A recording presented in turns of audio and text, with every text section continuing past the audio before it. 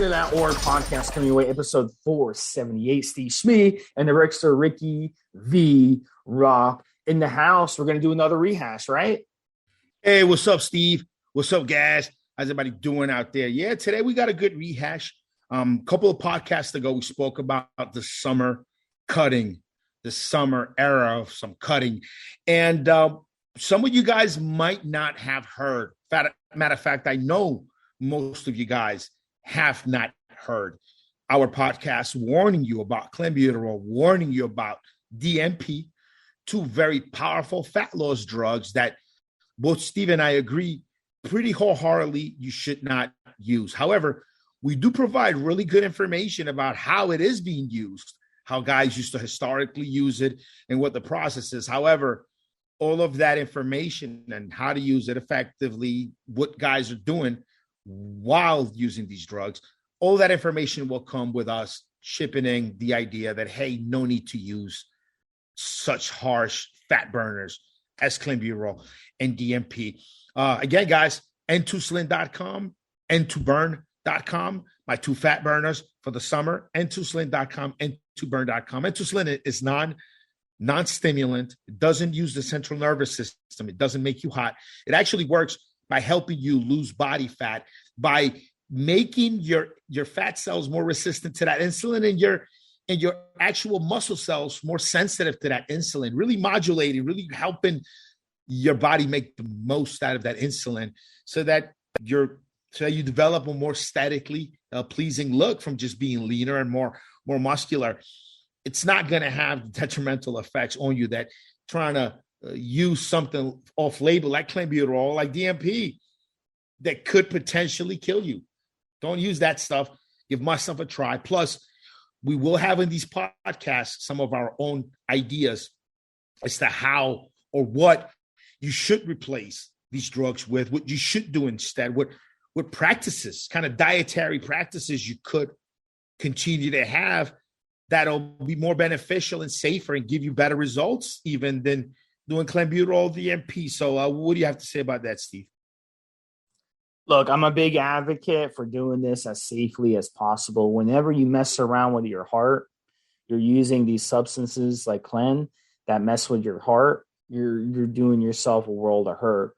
And when I personally used Clenbuterol, I felt like I was dying, on this stuff. I mean, the heartburn was so freaking bad on the stuff. I don't know what it was. It was some chest pain. I assumed it was heartburn. But it hurt so much, I felt like I was dying. I felt like I was having a heart attack on it. And I couldn't do cardio on the stuff. So I don't understand why you need to torture yourself, on Clenbuterol. But my advice, look, if you want to try it. Just educate yourself, know what you're doing. And if it's not working out for you, just stop using it, okay? Because most people will not react well to Clenbuterol. The other compound we're going to talk about is DNP. And DNP is really, really nasty. That's from episode 366, and I've run DNP a couple times. And look, any results you get from DNP is going to be just temporary anyway, because it crushes your metabolism. When you come off, you're just going to have a big bounce back. All right. It does a lot of things in your body that people have reported over the years. Anything from affecting your eyesight, from changing the way you feel, to affecting your sleep, to affecting your organs, all kinds of different side effects. The people who push DNP are the ones selling it, okay? That they say, oh, DNP is safe. Look, it's not safe. You can die on the stuff. It can literally cook you from the inside. This stuff doesn't belong in your body, all right? But again, we're educating you on the stuff. We're not here to be your mommy and daddy and tell you what to use and what not to use. But we're here to kind of educate you on these compounds. So 366 DNP, very important episode. If you're thinking about using DNP, get the facts and listen to the episode. And that, and then determine if it's something you want to go through with. But we want to kind of explain these facts to you. The products, that are out there, you don't have to take things that are going to affect your health in a negative light and affect you long term. You can take safer options. So yeah, Rick, what else do you want to add before we start it? I'm really excited to re-listen to it. No, I think that's it. Let's start the show.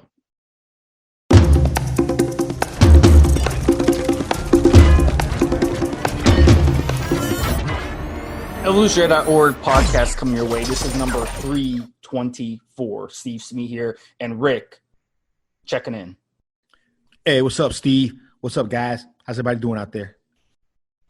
We are doing good. So, guys, this is another chemical episode. Let's get right to it. We're going to talk about Clenbuterol. It's also called Clen. You've probably heard it. What podcast number is this? 324. 324, guys. 324. Let's keep it going. Yep. So, guys, Clen, it's a lot of people compare it to ephedrine. It's a beta-2 receptor stimulant, and it will allow you to burn stored fat as energy before you reach other sources of fuel. So we're going to talk about in this podcast how effective it really is. It's been approved in certain European countries as an asthma drug. Not in the United States, though. Not in the United States. That's very, very important to understand that. But it's been found in livestock with farming worldwide. And the reason for that is they give it to the animals to increase fat-free lean mass so the animals get more muscles and less fat. So I'm going to bring in Rick to talk a little bit about the history of Clenbuterol. Obviously, we're talking about it because it's a fat loss drug that bodybuilders use off-label. So let's talk about the history and see how we kind of got Clenbuterol in bodybuilding. Well, Clenbuterol was first patented in 1967, and it came into medical use around 1977. It does take sometimes decades for these drugs to find their place. Sometimes they're developed for one purpose, and then in testing, they figure out that it has other effects. And a lot of times, some of these drugs will go into production and use for decades, and we won't fully understand pharmacologically how they work. We just know that human bodies can tolerate them, and so we take them, and they have some benefit, but a lot of times we don't fully understand them. In the case of Clenbuterol, it was approved for use as a bronchodilator for asthma in some countries. And like Steve said, it was also used in livestock. So your livestock wouldn't be as fatty, be a more muscular animal. In the United States, it was never really widely used or really used for asthma or even livestock. The only allowed uses in the U.S. were on horses that had trouble breathing. And this was horses because humans wouldn't consume the horse, obviously. These were either work animals. Clenbuterol was banned in horse racing competitions, obviously, because it would give horses an unfair advantage. But it was allowed for work animals that were not to be consumed by humans. So from the very start in the U.S., Clenbuterol was just never really something that the government wanted people to be using or for the animals that people were consuming to be using. Around the world, Clenbuterol was used as a bronchodilator. I remember, and steroid users and other athletes obviously started using it in their regimen. It is a very strong stimulant, so you will get some energy from it. It burns fat. It definitely will raise your temperature to help you burn fat. And also it will help promote fat burning at your cells. When I first got online and I started researching steroids online back in 2000, 2001, remember I used to get online with a 14.7K modem, I think it was, through America Online. And some of the first websites that I saw from sources overseas that were selling steroids, and they would give you sample cycles. Many of these sources would put Clenbuterol in at the end of your cycle, like during where your PCT would be. And the reason for that is because Clenbuterol has been also known as an anti-catabolic and maybe a bit of a muscle builder. So because Clenbuterol was known to help you not lose muscle mass, obviously, when you're cutting, and also maybe help you build a little bit of muscle, some people thought, and it wasn't suppressive to your natural production, many European sources and European bodybuilders, I'm sure, were adding Clenbuterol during their PCT and even sometimes before cycle. because folklore is also that clenbuterol helps you clear your androgen receptors after cycle, upregulate them, all these things to just make your androgen receptors way more sensitive to your later cycles. Now, nowadays today, clenbuterol, in my opinion, maybe Steve will tell me differently, I think has kind of fallen out of favor quite a bit. Albuterol seems to be a better and safer option than clenbuterol. And also there are some over-the-counter, some are kind of grayish area now banned, stimulants that are just do a much better job than Clenbuterol ever did at burning fat and at helping you suppress appetite and all these things. So because of this, Clenbuterol has surely taken a hit in popularity, in my opinion. But I don't know. What do you think, Steve? I mean, that's it for the history of it. But what do you think, Steve? Do you think? Well, yeah, let's talk about the history. So we can go back maybe 15, 20 years, 10, 15, 20 years. Celebrities made Clenbuterol blow up, okay? Britney Spears, Lindsay Lohan, Victoria Beckham, Nicole Richie, more and more, especially female celebrities, have used Clenbuterol, and it's helped them lose a lot of fat. But we also have a lot ones that have actually talked about their Clenbuterol use, such as Ashley Mayer. She was an LA fitness model. She used Clenbuterol for many years. She says she dropped 10 pounds right away using it. But the problem is, over time, she said that Clenbuterol actually backfired because it screwed up her metabolism. She said she got addicted to it, and she couldn't get back her initial weight loss when she came out. So it gives you a nice rebound effect when you stop using it. So she says that after she stopped using Clen, she actually gained 20, 30, 40, 50 pounds. And she was like, man, what the heck is going on here? So, we see a perfect example of how something can work in the short term, but then in the long term, it's not an effective weight loss product. And that's why it's kind of fallen off in bodybuilding, because we have so much better options when it comes to fat loss and weight loss now that are more permanent than just taking Clenbuterol, losing 5 or 10 pounds, being miserable on it, frankly, and then you're gaining it all back. So, we're going to talk about some of the side effects too when it comes to Clenbuterol. But, I'm not a fan of it personally at all. I've used it a couple times.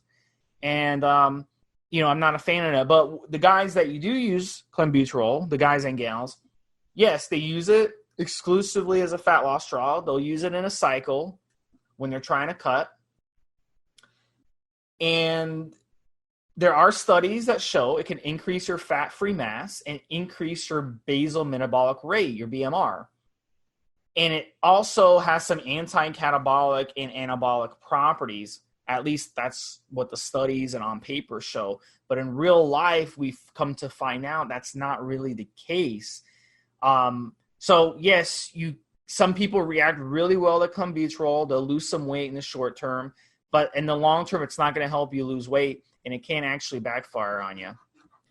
Yeah, some of the bro science from the sources and everybody around the way with Clenbuterol throughout the years was that it, one, decreased cortisol, so it decreased catabolic hormones, and two, that it made your muscle cells more sensitive, the androgen receptors in your cells more sensitive to your just regular testosterone or whatever you were taking. Hence the reason some sources 20 years ago, I'm talking about obviously, right, would suggest you use Clenbuterol on the way out of your cycle to help quote unquote solidify your gains, and so you don't lose all of your muscle mass, because it worked as an anti-catabolic, and your muscles would do more with the natural testosterone production you could make.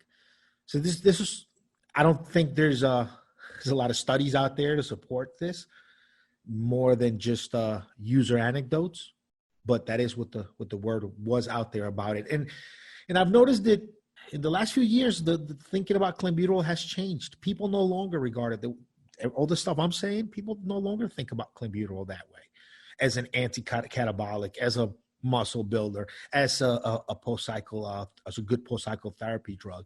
Wouldn't you agree, Steve? I've used it a couple times.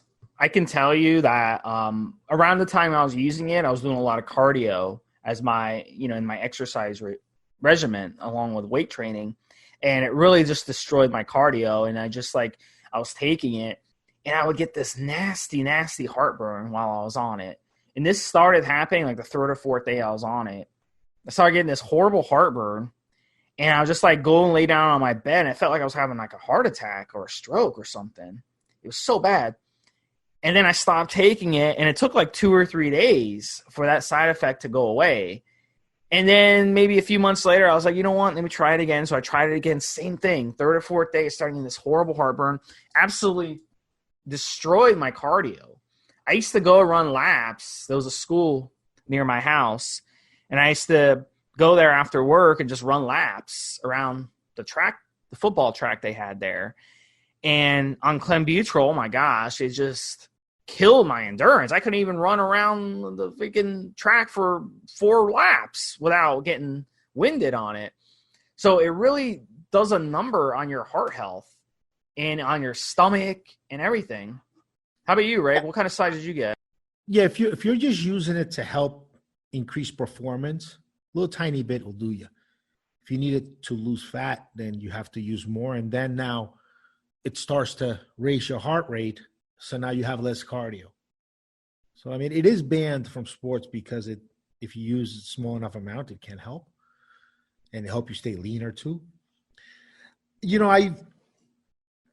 So my relationship with stimulants has been a little bit weird in the following regards. See, I do well in stimulants, love caffeine, love Yahimbi, did well in ephedra. Even though ephedra, I felt like it made my dick just shrivel a little bit. That fucking ephedra just made your dick feel like it just wasn't getting all the way up. It's weird. Clen felt a little bit like that, but not so much. When it comes to helping people that are trying to lose body fat and they want to use stimulants, you have to be really conscious of what you're actually doing with the stimulants, especially Clenbuterol. You shouldn't use Clenbuterol as a way to mask the fact that you just have, just bad habits, bad eating habits. You don't exercise enough. That short-term energy and fat loss you get from Clenbuterol, if the lifestyle is not there afterwards when you get off this stuff, you'll be right back to where you started, maybe worse off. So Clenbuterol, maybe, you'll hear this on this podcast a lot.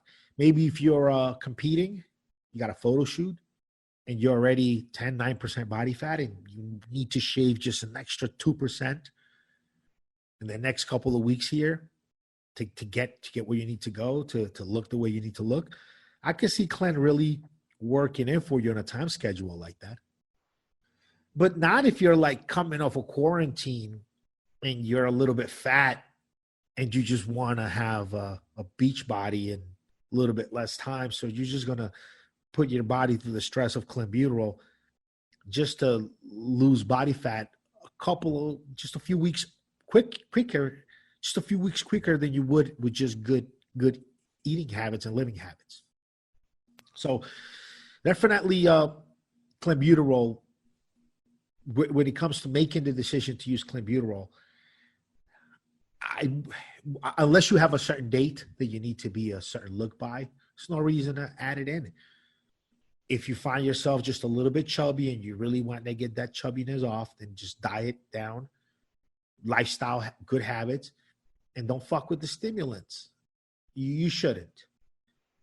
You know what I mean? What do you think, Steve? I mean, I guess you answered the question. I mean, I guess we're trying to tell people out there, we're giving you all the information on Clenbuterol today, but we're telling you you should not use Clenbuterol as a fat loss crutch. It's your lifestyle and your habits and your diet and your consistency with training. That's what should be your foundation to your staying lean. Not having to use Clenbuterol a couple of times per year just to stay in the low teens in body fat. You're just doing damage to your body, and it's just unnecessary and it's unjustifiable. Wouldn't you say?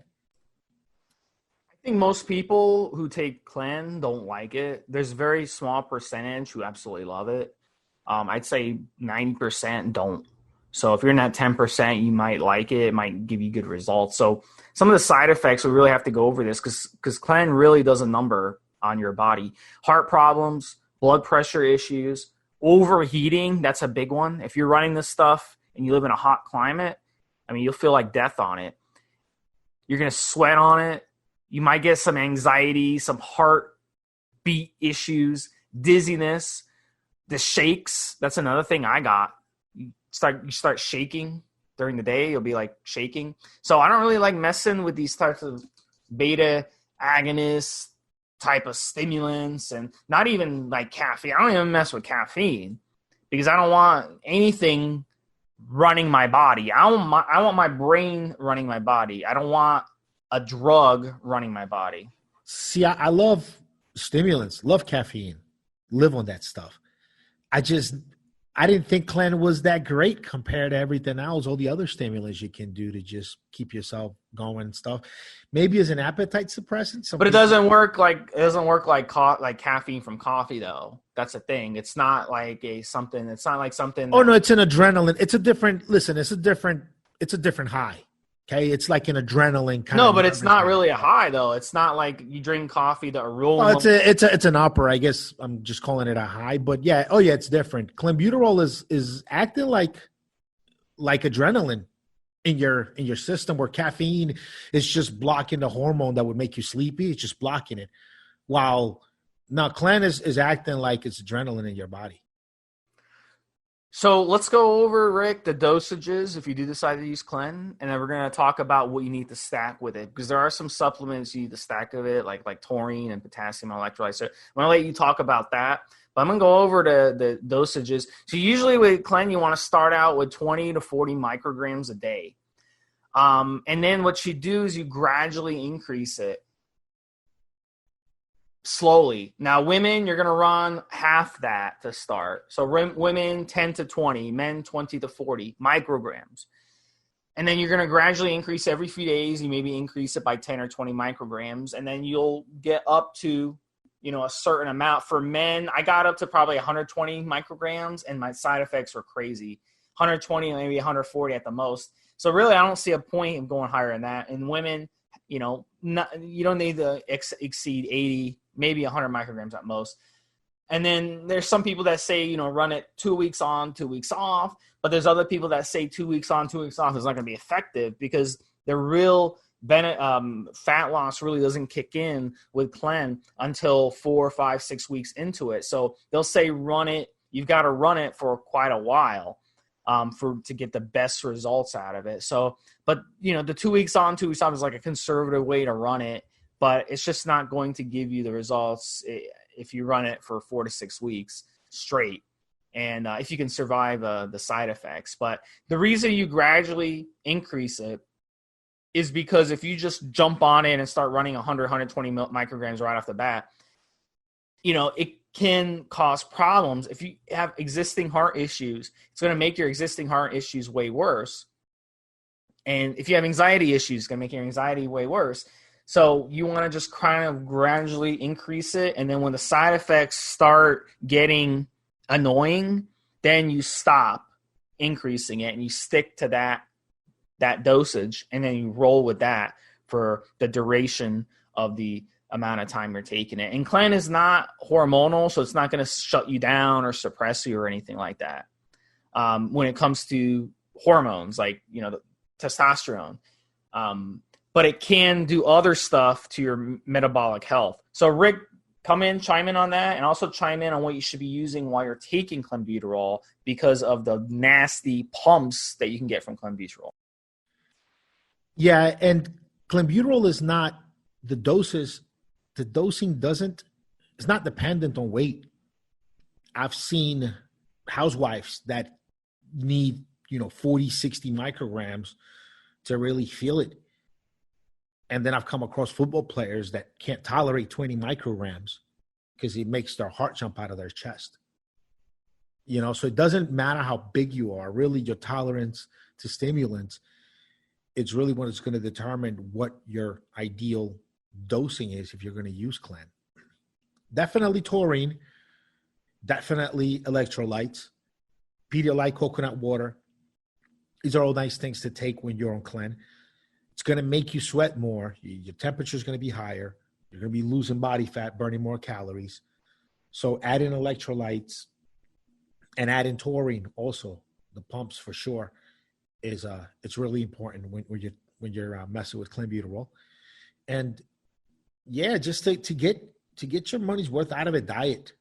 The one thing that has really kept me away from Clenbuterol all these years, really kept me away from it is running the chance at enlarging my heart.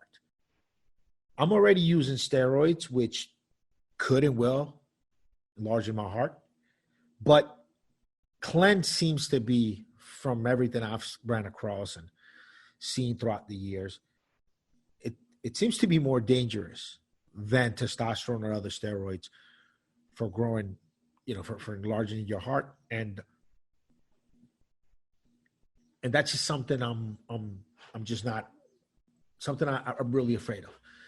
So that's kept me away from Clen, because that's just, as we're going along in this journey, right, trying to look our best, trying to look better, trying to look incredible, you've got to weigh the risks with the benefits. And in my opinion, taking something that's just going to make me burn fat quicker, because I can still burn that fat. It'll just take me longer without the Clen, right? I'll just more consistent, more time. I'll still burn that fat. It's just making me burn fat quicker. But my heart might be larger from here on out because of it. The risk is just doesn't do it for me. So I've tried it a couple of times, but stayed away from it mostly, and mess with other stimulants to help me get through my day. And as far as appetite suppression, just Steve knows, just cutting out the carbs, simple sugars, that'll go a long way in helping you not have cravings, and you don't really need any of that. It honestly didn't even do anything for my cravings or appetite at all, to be honest with you. So maybe it just made me so sick that I didn't want to eat. For me, it helped with appetite a little bit, but then again, caffeine helps me with appetite anyway. Every time I get a little bit of a stimulant, it does help with appetite suppression. And I think Clen really did make my stomach turn a little bit. Probably it's the reason. Hudia Gordonia made me feel the same way. I didn't want to eat, but I felt like my stomach was turning on it. Yeah, that's probably not a good thing for your gut health at all, to have something that does that. So guys, N2Guard, if you do decide to use Clen, don't abuse it, and then definitely get on N2Guard, because the cramps are really nasty on Clen. You'll notice, like, it'll feel like your back will start cramping up and stuff, and you really, really have to be on the N2Guard, because the N2Guard has a lot of taurine in it, and that's going to save you when it comes to having those cramps. So it's a must on Clen. I recommend 7 to 10 caps of N2Guard a day if you do decide to run Clen. And you'll get your multivitamins, multiminerals in there too. Most guys running Clenbuterol are obviously cutting their calories down on a deficit. You're trying to lose body fat, right? So adding the N2Guard, not only will it give you that taurine, but you're also going to get vitamins and minerals, which you're going to need, especially if you're not eating as much as you used to. All right, guys, we covered everything on Clenbuterol. Next episode, we're going to talk about Albuterol, which is the baby cousin of Clenbuterol. For Stevesmi and Rick, has been another episode of Evolutionary Radio. Take care. We'll talk to you guys next week. Enjoy. Have a good one, Steve. Have a good one, guys.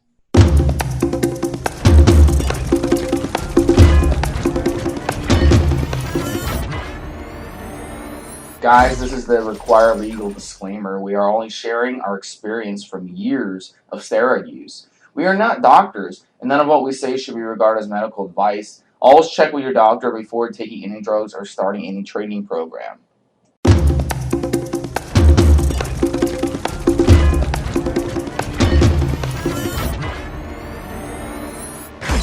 Evolutionary podcast coming away. This is number 366, DNP, the compound we're going to talk about in this compound episode. Stevesmi here, and the Rickster in the house. What's up, buddy? Hey, what's up, Steve? What's up, guys? How's everybody doing out there? Good, good. All right, guys. So we're gonna go over DNP. DNP is a 2,4-dinitrophenol. It's a chemical product historically used as an antiseptic, herbicide, and explosive. Bodybuilders starting getting a hold of DNP back in the day. We think probably late 80s, early 90s. Maybe some of the started getting more widespread toward the mid 90s. Celebrities maybe started using it along with stuff like Clenbuterol as a fat loss bodybuilding compound. And, we know that some pro bodybuilders, messed around with it, especially in the 90s for its rapid fat loss benefits, but it is an extremely dangerous compound. We're going to talk about why that is. We're going to talk about some of the side effects that you're going to get on it. I've run it a couple times. I talked about it on the last podcast. I was, offered an opportunity to write some articles, do some videos on DNP. I had not used it. I told the person, hey, I don't write stuff unless I've actually done these things. So I told them, hold off. I'll do them down the line. So I ran DNP a couple times. Then I decided to write those articles about DNP once I gain experience with it. I think that's very important to do when it comes to stuff like this. But, we're going to go over this. So the history behind DNP, I'm going to give you a little lay down on it. And Rick's kind of going to get into it because Rick was involved back on the old forum when someone had actually passed away from it. So he's going to kind of talk about that. But, dating back to the 1930s, DNP was around. And the FDA pulled it off the market once they realized how dangerous this stuff. I thought the history was my thing. Yeah, I was just getting the lay down, and I'm going to bring you in. I just wanted to kind of like you're already dropping the dates and everything. I prepared the history for this thing, and you're just gonna take it away from me. You have that little to say about it that you're going to do history today on the. No, I have a lot to say about it, but I'm going to bring you in. I'm going to bring you in, Rick, to do the history because you're the history guy. I just wanted to lead into it, but you're the history guy. I'm not going to steal your history. You talk about the history. How about that? But you have to mention that story about the Soviets who used it during World War II because I like that story. That's okay. I'll let you do the Soviet story now. I'll talk about. Okay, so. Yeah, so the rumor was during World War II when the Soviets were battling, the Germans in that snow, freezing temperatures, they actually took DNP and it kept them warm even in those cold conditions. And when I ran DNP, I can confirm that it did keep me hot. So DNP, not a good idea to use it if you live in a hot climate. Very, very brutal. So yes, it does definitely heat up your body. We'll talk about the science behind that in a little bit. But Rick, tell us about the other history. I'm curious about it. So DNP's been around for a long, long time. Over 100 years ago, we just figured out that people that were handling dynamite or messing or just handling DNP tended to lose weight pretty quickly. Also, some people died from it early on. There were 36 munition factory workers in France and 27 in the U.S. that lost their lives due to DNP poisoning. This is around World War I. So munition factories workers were losing their lives just coming in contact with it. Then around 1933, it was released. It was released as a diet pill. It's funny enough that people were concerned about losing fat and getting skinny with diet pills as early as the 1933. The DNP, it was only on the market as a diet aid from about 1933 to 1938. And then it was a cutting and tainter at Stanford University that made the first report on how the compound substantially increased metabolic rate. And basically, it was pulled off the market around 1938 because the FDA realized that the stuff was dangerous. In 1952, it was pulled off the market in the UK and added to the poisonous substance list. So really early on, people, we've tried it for weight loss, and then it was taken off the market because it was just hurting people. A lot of the side effects reported were people overheating, some people dying from it, some people having really bad bad results. The annual report of the American Association of Poison Control Centers identified 18 DNP poisoning fatalities between 2013 and 2018 in the U.S. The Swedish Poison Information Center has reported 3 fatal cases between 2012 and 2013. And forensic analysis of DNP is not routinely performed, so the true number of deaths from DNP might even be higher. And DNP may not be detected post-mortem on blood samples. So that's also another reason a lot of DNP deaths might be slipping by. In 2003, someone selling DNP was sentenced to 5 years in prison for mail fraud, with the FDA's OCI investigation having gathered evidence that the vendor was encapsulating DNP. The vendor's encapsulation of DNP was neither accurate nor was it sanitary. Some dude doing it at home basically got sentenced. One of his customers died and another one was in a coma for 10 days. And that's what prompted the investigation. In 2018, a seller in the United Kingdom was convicted of manslaughter for selling DNP as a quote-unquote fat burner for human consumption. The guy took it to retrial in 2020, so this year, to the English Court of Appeals, and he was once again convicted of gross negligence manslaughter. In 2019, a company selling DNP in the UK was found guilty of quote-unquote placing unsafe food products in the market. And they were fined €100,000. The director of the company was given a suspended prison sentence. Another seller in California was sentenced to 3 years in prison for selling DNP as diet pills in 2020. That happened this year. And in 2020, this year, a man from North Carolina was sentenced to the maximum sentence of 7 years in prison after 3 of his customers died from DNP poisoning. So you're looking at a compound that sent a lot of people to the cemetery, a lot of people to the hospital, and a lot of people to jail. It's really a very hard, strong compound. And that's just some of the history of it. It's been around for over 100 years. It was used as a dietary supplement only for about 8 years. And then it was taken off the market. So why is it making a resurgence? I think it'll be a good subject for Steve and I to approach. So that's pretty much on the history of it from the way back until now. So you hit it, Steve. What was the history when you first back on the old EF board? Were guys using it a lot? So back in the 90s, maybe late. I was just getting started in the 90s. I was really on the boards around 1999 through 2000, 2001. And then I left for a while, took a break off, and then I came back in at the end of 2004. Just went to a different job, different things. And basically, by the time I came back in 2004, DNP Guru, I believe was the guy's name, or it was Asian DNP or Asian Bodybuilder, something like that.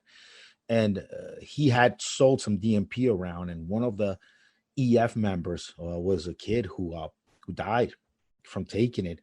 And basically they tracked down the seller and put him in jail. It was a big to-do. By the time 2004, end of 2004 rolled around, and I came back around to EF to early 2005. My memory it's not that far back now.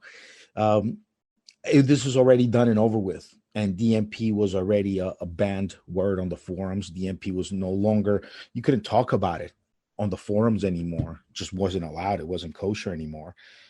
It wasn't an allowed conversation because it was putting people health, because it was killing people straight up.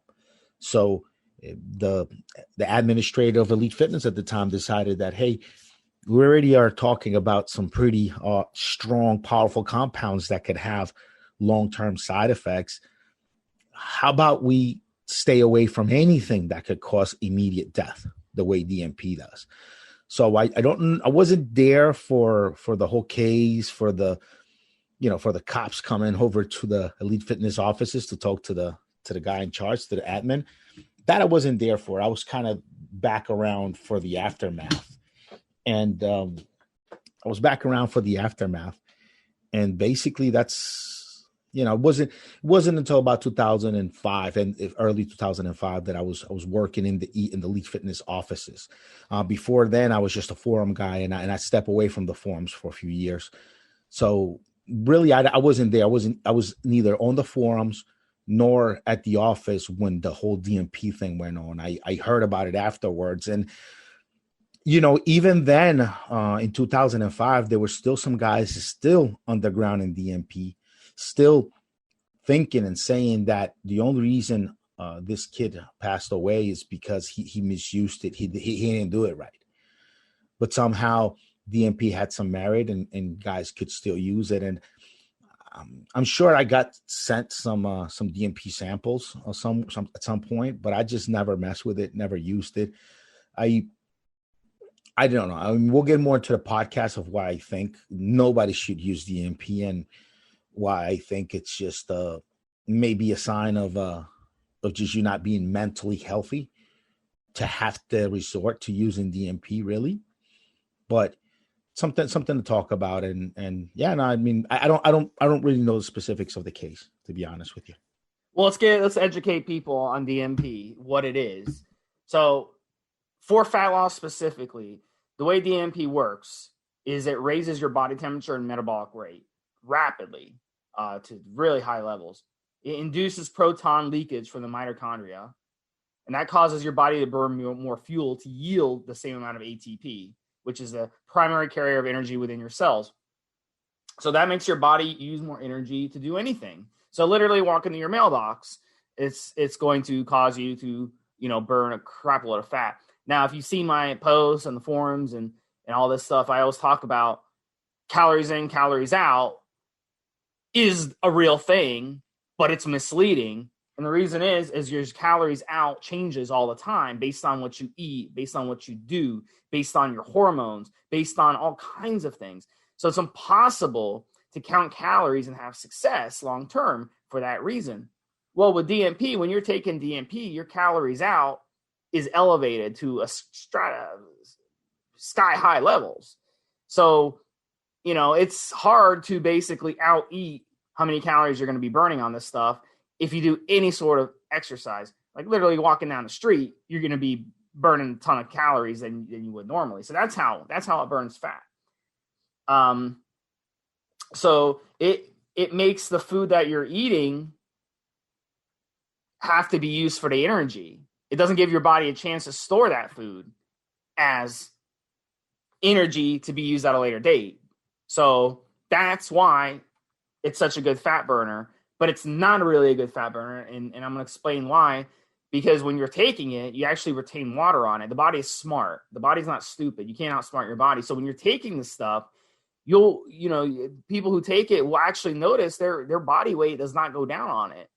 They actually start retaining a lot of water on it. And then when they stop taking it, that water comes out. And then for the next couple of days, they'll lean out a lot.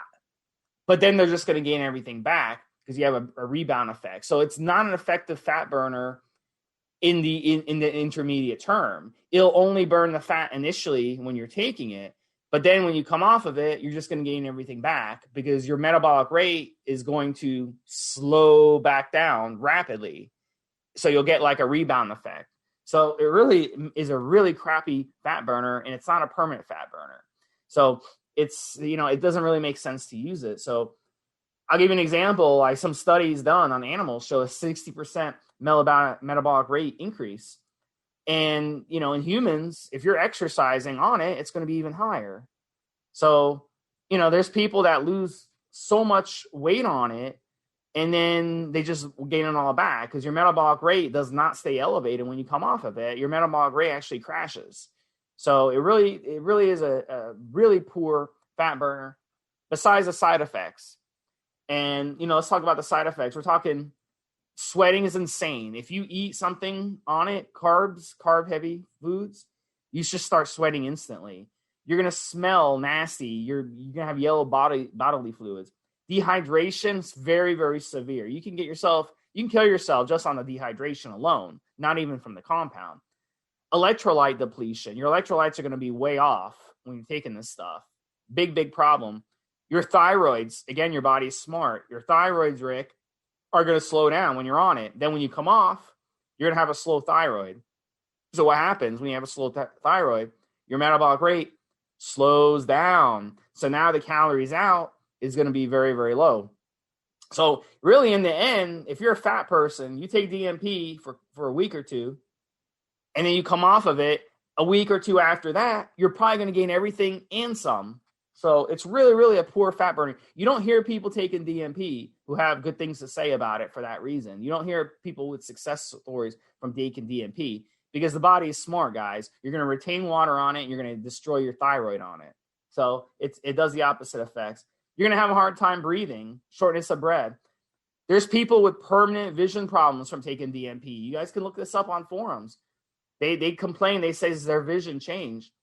Appetite, your appetite is going to change, sometimes permanently. Blood sugar levels are going to get thrown off. And then the last one is death, of course. Death is a real possibility with DNP. Cataracts was one of the side effects that was cited as one of the reasons it was taken off the market and considered dangerous. A lot of folks can get cataracts from using DNP. So you guys can look this up. I'm just going to give you 3 deaths that made the news from DNP. One of them, she was a very beautiful med student. She was 23 years old. She had suffered. She was not overweight or anything, but she had suffered from some issues, some eating disorders, anorexia, and then bulimia. So she was one of those people. She looks beautiful and everything, but she thinks she's fat. So when you're in that situation, you know, you're like, oh my God, I got to take something. I got to lose weight. I lose weight. So she took it, and she ended up dying. And another girl, she was a couple years older. She died in 2007 from taking DNP as well, and she came from the same country in the UK. Another one was a guy, 21 years old. He was a little overweight. He looked like a little nerd. You know, he's a little bit of a nerdy side. Probably one of these guys, he thought, you know, hey, I could just take some DNP, lose some fat, maybe it'd score me some more chicks. But he took 20 pills. This was in 2018. And then he called for help, and his words were his body was burning. That's what he told them. He felt like his body was burning. So he took 20 pills of this stuff. So let's say he took 200 milligrams times 20. I mean, that's a lot of DNP.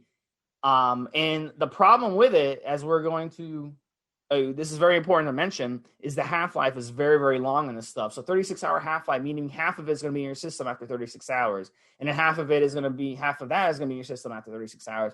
So this stuff can take 2, 3, 4 days to get out of your system. So if you have 20 pills, it's going to take him 3-4 days for that shit to be out of his system. So his body temperature went up so much that he literally cooked himself from the inside.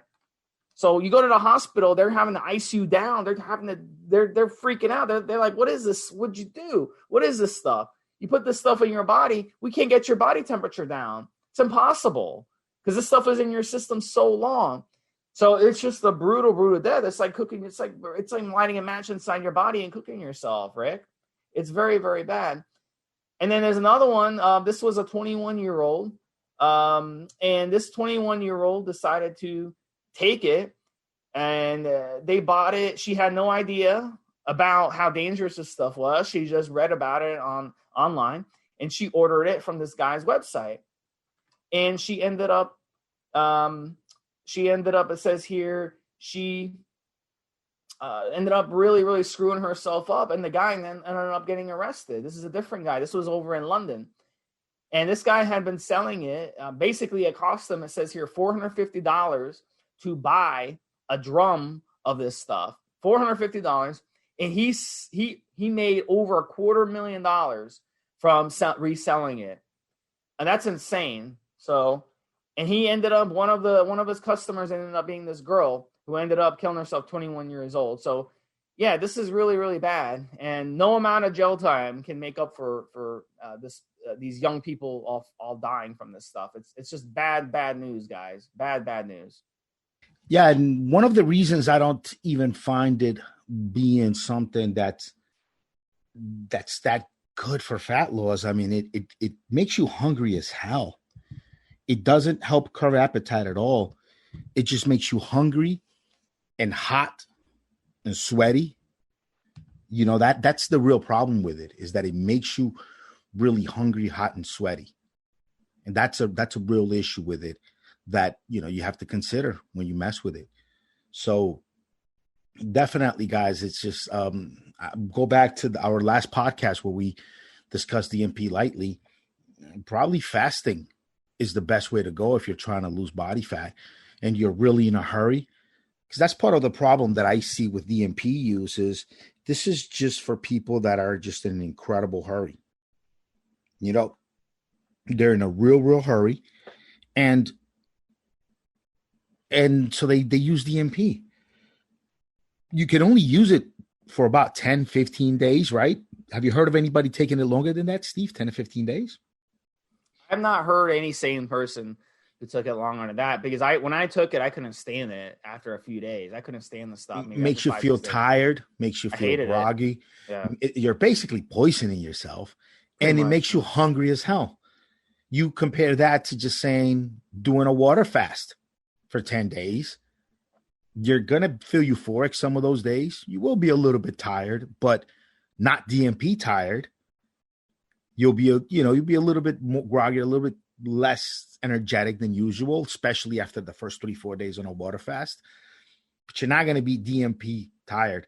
And also, when it comes to fasting, after about day 4, day 5, that hunger kind of starts to go away. You know, you start to not feel that overwhelming hunger anymore. And after you break your fast, you've actually killed that hunger. You won't be as hungry anymore, unless obviously you let your eating habits go to shit. When it comes to DNP, you're fucking hungry all day. Do you experience that too, Steve? The hunger, just you're hungry every time the whole time you're on it? It wasn't that. It was the dehydration that really was tough. The dehydration, the yellow stuff, like yellow spit, yellow urine, yellow everything. Like the stuff would get on my fingers. It was yellow stuff on my finger. I didn't really have an issue with the hunger. I felt like crap on it. And when I feel like crap, I don't get hungry. So the other people, you know, they might have a different reaction. But it wasn't that bad with the hunger. I could tell you when I would eat something, I just break out in a sweat like instantly. So, you know, and I didn't run that much of it. We see guys run 200, 300 milligrams. I've seen guys run even more, up to 600 milligrams a day. The problem with that is if the place you get it from dosed it incorrectly, if they dosed it, you're buying stuff from these guys, random people online. It's not a pharmacy you're buying it from. What happens if you think you're taking 200 milligrams, you're really taking 2,000 milligrams? Then what? Guess what? You're dead. You're dead.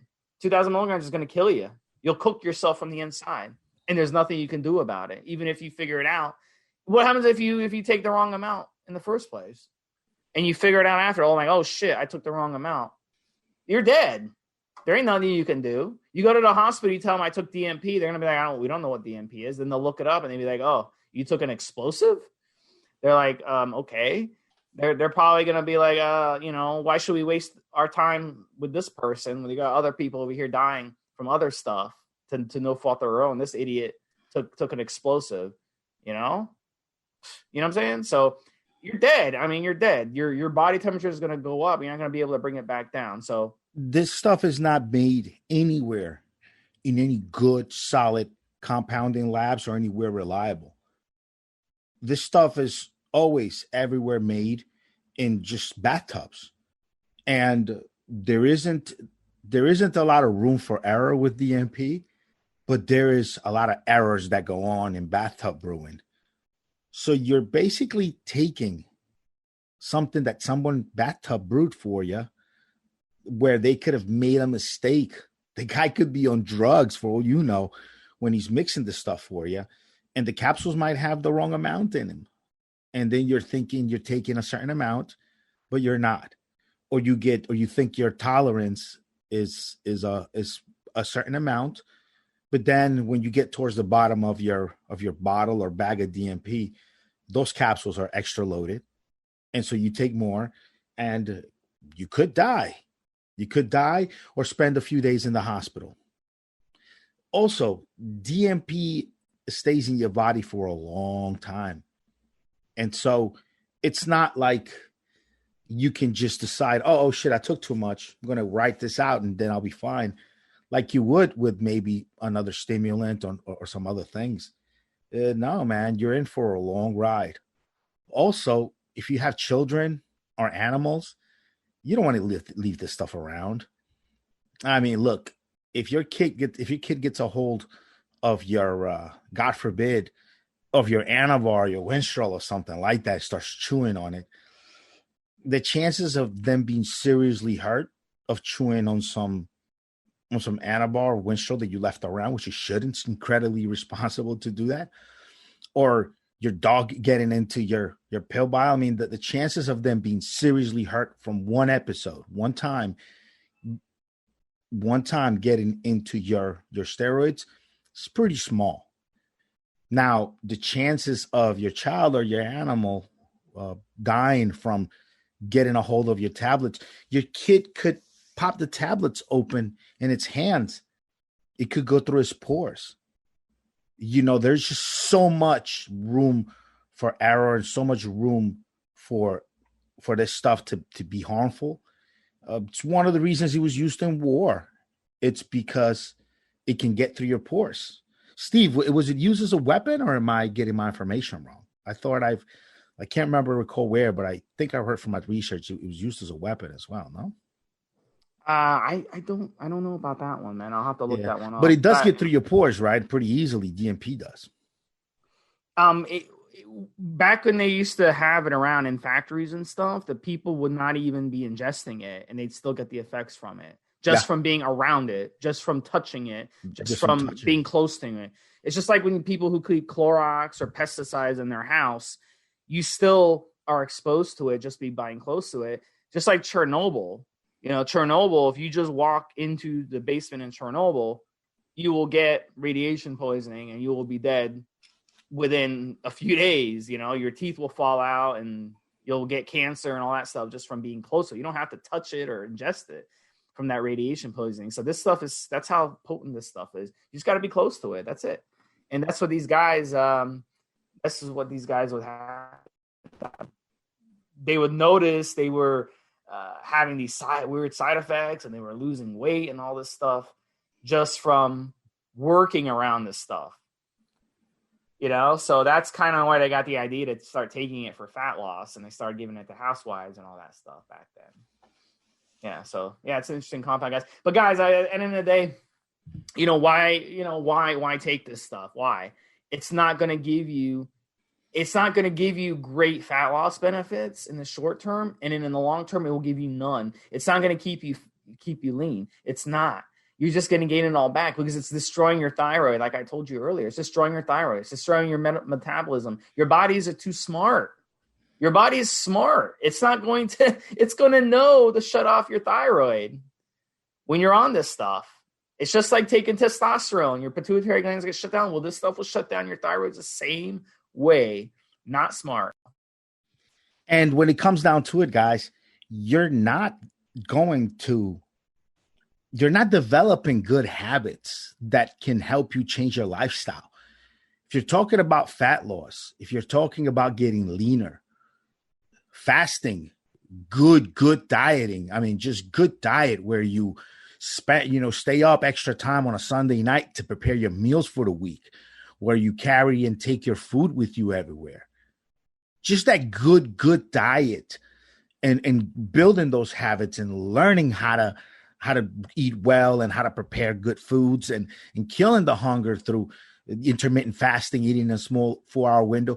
You're developing long-term sustainable habits on top of gaining the short-term fat loss and effects. And not only that, like I said earlier, after about 3-4 days on a wet fast, the hunger is not as bad as it is in the first day. I mean, especially if you've killed the hunger already, where you've done time-restricted feeding, where you're eating in a small 4-hour window, by the time you start doing your water fast, you're not suffering hunger. On DNP, you're going to be hungry all day, every day, for as long as you're on this stuff. I mean, I would. Did you eat? I've never used DNP. I guess I knew better than to do that, and I've never had a problem with just maintaining a good, solid diet when I know that's my goal. So I haven't had an issue with that. So I never resorted to it. Now, Steve, did you eat while you were on DNP during your cycle? What did you eat? What did you have when you took DNP? No, I just ate my regular diet to a T. Yeah, just for that. So I wasn't that much hungry, but that is one of the side effects: increased hunger. I wasn't that much more hungry, man. It was more the dehydration. I could not drink enough to hydrate myself. And that's another thing. You're going to take a drug that makes you feel like shit, makes you feel bad, that's poisoning you, and you're going to still eat food during those days. Makes no sense to me. How about you just don't eat the food? You won't be poisoning yourself and you won't be feeling as bad. And then you can water fast. And when you have enough water on a water fast, the water is enough. You're not uncomfortable. You're not sweaty all day. You might be a little bit less energetic if you run up a flight of steps when you're on a third, fourth day of a water fast. You might feel more tired, a little bit winded than you normally would, but you're not going to feel like shit. You're not going to poison yourself, guys. I don't fucking get it. I guess, look, and again, it goes back to the mental aspect of it that I wanted to talk about. I guess if you fuck up on your diet big time and you don't do the right things with your diet and you have a show coming up or a photo shoot or something interesting like that you need to be really looking well for. And then you go and you use DNP to get you up to that show, to that photo shoot. I can understand the urgency in poisoning yourself to get thinner. But again, it goes back to just having some core lifestyle issues that you have to deal with. Why do you sign up for a show and then not have the proper diet? Why are you making time commitments to yourself, slipping on your diet, and then now you're going to have to poison yourself to get there? That there's some really core lifestyle issues that need to be addressed at that point, that need to be looked into at that point, if that's the case you're on. What do you think, Steve? Yeah, and a lot of these bodybuilders, Rick, they overeat. They take a lot of insulin.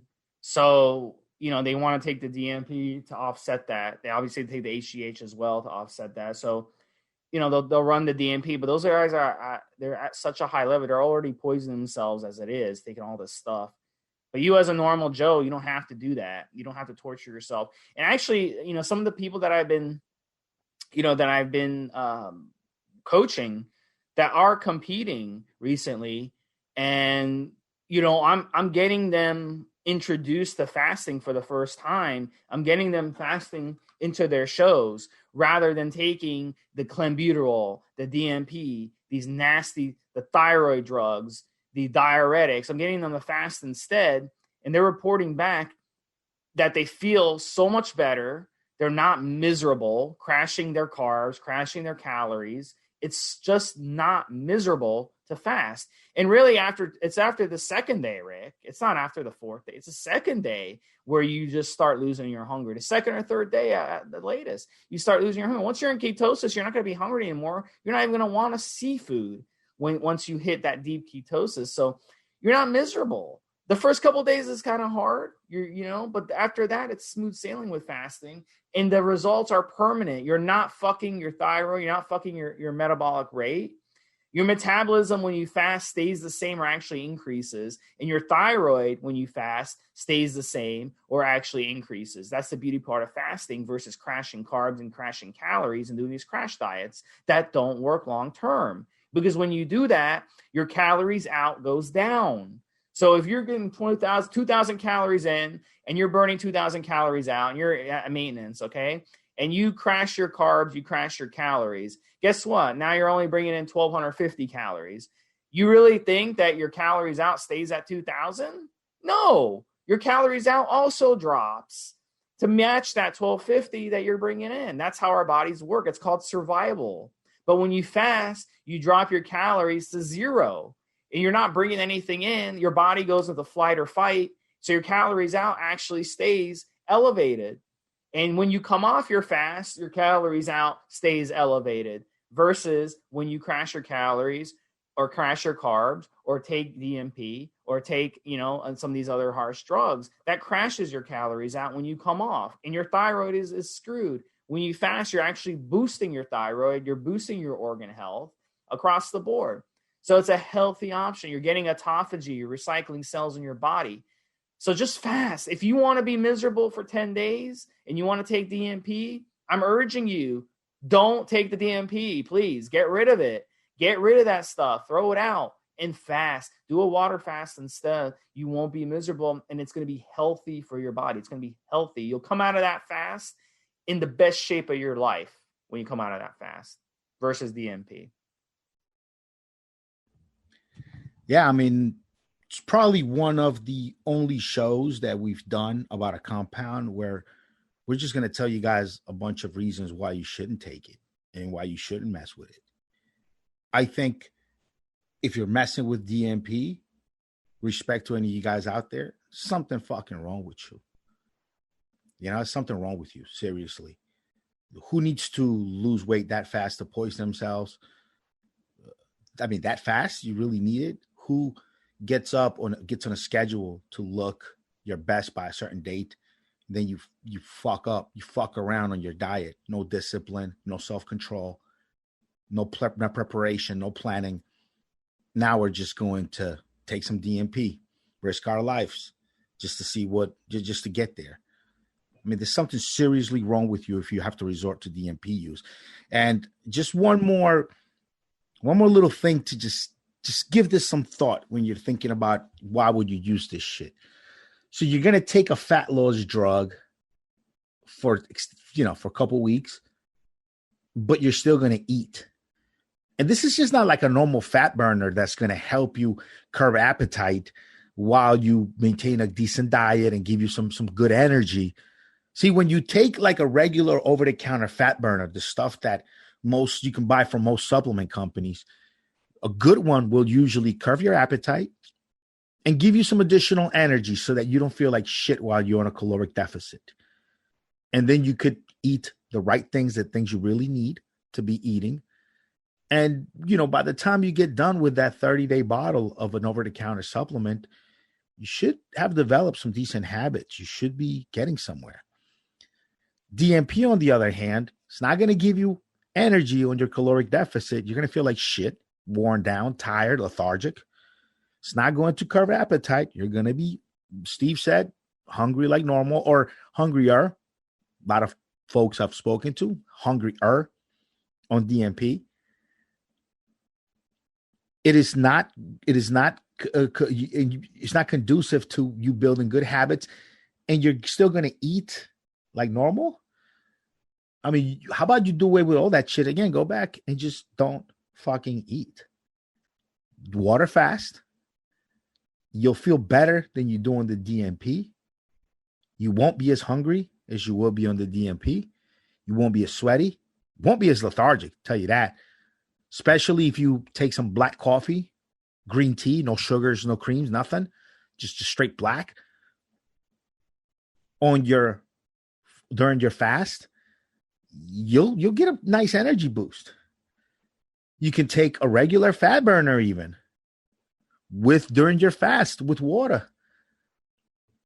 It'll curb appetite, at least the first few days that you need it. It'll give you additional energy so you can focus, get your work done. And you'll feel good. And you're not taking in the calories. You see, you're taking this drug that burns more calories, but then you're going to eat all the same during those days. Makes no sense. Don't take the poison. Don't take the DNP to poison your body. Don't do that. And then just don't take in the calories. You see? So just wanted to put this out there for you guys on that whole perspective. Every time the ball gets kicked back to me in this show, Steve, I'm just trying to convince guys over the virtues of just fasting, time restricted feeding over taking a fucking poison like DNP to lose body fat, man. I mean, geez. Yeah. I just feel like we'll have some haters come back and say, oh, you guys never used it. You guys don't know what I'm talking about. I've used it twice. So you can't come at me. And Rick knows people who've actually died from it. He was part of the forum back in the day. The admin was involved. They came to the offices and stuff. So he's seen firsthand what this stuff can do more than you guys out there who want to hate and say, oh, and to be honest with you, over the years, the guys who are pushing DNP on the forums, these are the guys selling it. These are the guys selling it, trying to convince others it's okay. And then what they'll do, they'll sell the shit out of it, make all their money, because it costs nothing to acquire this stuff. And they make a fortune selling it. And then they disappear after a couple of years. They just disappear off the face of the earth because they know that some of their customers that took it are going to have problems with their eyesight. They're going to have problems with their thyroid. They're going to have problems with other problems, and they're going to possibly die. And they want to be off the grid when that happens because they are liable and they should be held liable for that shit. That's all I'll say on that. There was a guy on the forums. I can't remember his screen name right now, but the word on the bodybuilding forums was that this guy was over on obesity forums for people who are just really obese and they have a hard time losing weight, trying to educate guys on DNP use and providing sources for them. It's unfortunate, but DNP has been a tool of swindlers, people that want to make a fast buck, and they bank on people's desperations, bank on it as a fast way to lose weight, as a way to kind of lose weight fast and just eat whatever you want anyway, because you eat normal on it. And, to somebody who's already obese because they have no discipline, no self-control, because they maybe use food as a crutch for their larger emotional issues that they have going on. For someone like that to be told, hey, take these pills, don't really need a change in your diet. You'll just be a little bit warm. Take some electrolytes and some water. It's probably an easy sell. So, the difference between fasting and taking. I'll give you the simple. When you're on DNP, you get hot as hell. When you fasting, you get cold as hell. Isn't that interesting? Doesn't that prove how beneficial fasting is? That you're getting cold on it. Your thyroid, doesn't shut down like it does on DNP because your body does not react the way it would on DNP because your body temperature is going up, right? And your metabolic rate is going up. So, of course, your body's hot. So what's your body going to do? It's going to do what it has to do. It's going to retain water, and it's going to shut down the thyroid. But when you fast, it's the opposite. Your body goes into flight or fight mode. You get cold, and your thyroid goes nuts when you're on it because now your body's saying, you know what? You need to go hunt for food. You need to go find food. That's a flight or fight mode when you fast. So that's the difference between fasting and DNP, and that shows you the difference health-wise between taking something like DNP and actually fasting. That's the difference. Yeah, one thing I want to toss in there, we have a lot of guys that are new to fasting that listen to the show. So when I say, hey, you're going to be a little tired on fasting and be this, that's usually for newbies.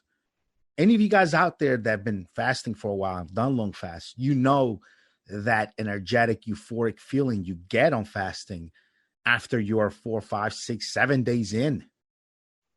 That's that part of your body, of your system, that evolution just kind of conditioned to give you that extra energy, give you that extra push you need so that you can go and kill the prey, so that you can go and find the food, So yeah, if you're an experienced faster and you're listening to me saying, hey, you feel run down, you get wind to run up a flight of stairs, you might go, Rick, what the fuck are you talking about? I feel energetic. I feel euphoric 4, 5, 6 days into my fast, Rick. Well, yeah, but remember, new guys who just have done, 3, 4, their fourth fast, the guy taking his first fast past 4 or 5 days. Remember that guy, and he's not going to feel euphoric and ready to go and ready to fight and kill the way you and I feel going into those days. And that's that part of evolution that allowed humans to survive something like a huge volcano eruption that chased away many animals, burnt down much vegetation, soiled a bunch of water supply, and just ash, and you might take you days to leave the area of the fallout and find suitable drinking water, and find prey. That or whatever, floods, whatever it might be, tsunamis, which happened many, many ages ago. Tsunami might have came around and everything soiled and fucked up, and maybe places you went to drink fresh water are now tainted with salt water, and you might need to walk with your tribe, with your family, with the survivors for days until you find suitable sustenance. And that evolutionary trigger to fasting is what makes you feel that good euphoric feeling, a few days in. So it's different, right? For guys that I know the first few times that I went days, well, I shouldn't say that, because I used to go days on just a water diet. But I mean, I was wrestling, so I think Rick, I think it's a rapid transformation. It's a rapid transition from being insulin resistant to insulin sensitive when you fast. Really, if you start doing like time restricted eating daily, it'll take you 2 or 3 weeks, and then the flip will happen. The switch will be turned on, and then you won't want to go back. So it's pretty rapid. It's pretty rapid. I think if you do a prolonged fast, like right off the bat, I don't think that's smart without any guidance. But if you do like a 24-hour fast, 48-hour fast, do a couple of those, and the switch will go. The switch will go pretty quick. So our bodies will adjust. And what Rick was saying, if you go and study Africa right now with the animals, Africa is a great example, because in Africa you have the rainy season. In Central Africa with the lions and stuff, the hyenas, you have the rainy season and non-rainy season. During the dry season, much of the ponds, they all dry up. The seasons change, and the animals have to adjust. They're not going to eat as much during the dry season, and they're not going to drink as much during the dry season. It's going to be much harder to survive. But then when the wet season comes, all the animals come back, the gazelles come back, the ponds fill it up, and they're able to start eating again. So, that's a perfect example that animals in nature are forced to adapt throughout the year. But we as humans, we're just too smart for our own good. We have supermarkets, we have restaurants. We can go get a lobster. If I feel like getting a lobster tomorrow, I can go eat a lobster at a restaurant. I can go to a lobster at the supermarket. But our ancestors, if they wanted lobster, they had to march their ass to the ocean, build a lobster basket, or they'd have to go in the water and try to find a lobster. And they're going to expel all that energy to get a lobster, and they may not even succeed at getting a lobster. It may take them 20 tries to get a lobster, or it might take them 100 tries to get a lobster, but they ain't eating a lobster until they do. But we just got to, you can call up on your phone to Red Lobster right now, listen to this, and be like, hey, send me a lobster. Here's my address. Here's $50. Here's my credit card number. Bring me a lobster. And they bring you a lobster within an hour. So, I mean, we're just we're too smart for our own good as human beings. And we've gotten into this trap of this unnatural type of lifestyle. So it all ties into this. And it's the same thing as taking DNP. It's an unnatural lifestyle. Yeah, guys, don't use DNP. There's no reason to do it. Have a good, healthy lifestyle. Don't be in a hurry to lose body fat. Nobody should be in that much of a hurry to lose weight that they would use DNP. No one out there. If you're a competitor getting on stage, prepping for a show, well, you should have gave yourself more time, and you should have been more strict way further out. Maybe this show is not the one you need to be going to. A lot of boxers have died from being asked to take a big fight at a lower weight class with short notice. This happens quite often. You can't push your body like this. It's just not right. It's one thing if you're a competitor, you've been doing this for a while, and you cut down slow over time, very strict cutting down slow over time. I mean, we see that. We know when your skin gets paper thin, just you feel like shit.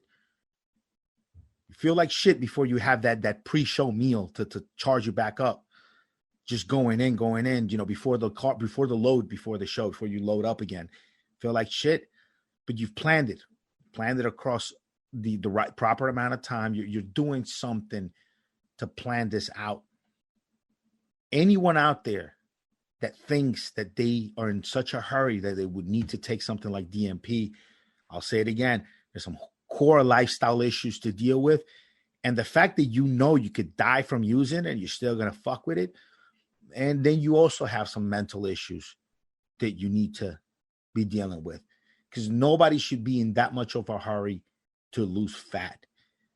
And if you are just fat, chubby, and you want to get rid of it, and like all these messages that I get quite often, where you're just fed up, I'm done with this.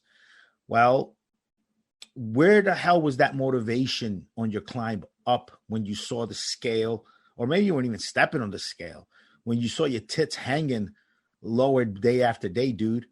Where the fuck was that motivation then? You weren't worried about it then, huh? As you got fat and climbed up, and your belly button became more of a cavern every day, and you were just pouring out of your pants like a muffin in the oven, pouring out of the pan day after day. But you weren't worried about it then, right? So now you want to poison yourself to lose body fat fast? What the, I mean, really, bro? Nah, man. It took you a long time to get fat. Even with fasting, it's going to take you some patience to get down, some suffering for days and days and days, weeks and weeks and weeks, maybe a couple years if you're really that badly overweight, where it's impairing your mobility. And there are folks like that out there. I'm sure they don't listen to this podcast. That's not our crowd.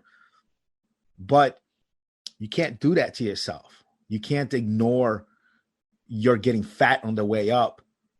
And then once you really look like shit, now just be in this incredible hurry to get back down. You can't fucking do that. It doesn't work that way. All you're going to do is just ruin your health, and you're not building the lifestyle habits, the good core lifestyle habits that you need to maintain any sort of significant weight loss. So just throwing that out there for you guys. All right, guys, I guess this sums it up. So Stevesmi and Rick, this has been another episode of Evolutionary Radio, DNP. Hope you guys learned a lot. Hope the education went a long way, guys. You don't need DNP to lose weight at all. It's not a good fat loss compound, okay? I hope we explained it and educated you. We'll talk to you guys next week. Have a good one. Have a good one, Steve. Have a good one, guys. Stay away from DNP.